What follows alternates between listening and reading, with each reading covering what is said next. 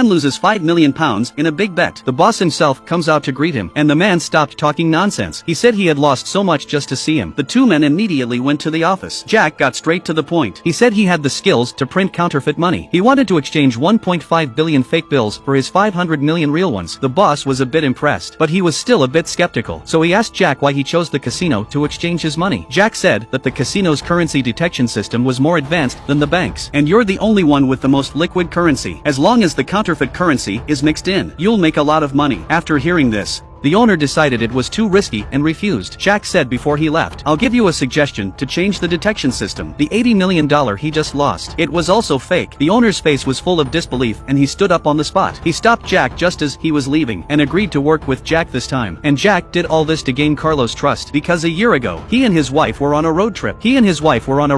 When they got out of the car, and there was a big explosion. His wife died in the fire. Jack caught the killer, and he found out that Carlo had set it all up. Jack vowed to do the same to Carlo, and to make him a poor man, he first approached Carlo through a friend. To gain Carlo's absolute trust, he promised to help eliminate his rival, the owner of the casino. And sure enough, one day the owner of the casino approached Carlo. He wanted to use the casino as collateral for a $500 million loan. With the money in hand, the owner immediately approached Jack, and so the deal was done. But when the owner returned home, he found out that the $1.5 billion was all in vain. That's how he knew he'd been screwed. And that's how Jack won Carol's trust, and his sister takes a liking to Jack. Jack felt the time was right, so he decides to set up a bigger trap. He plans to steal the shroud from the church.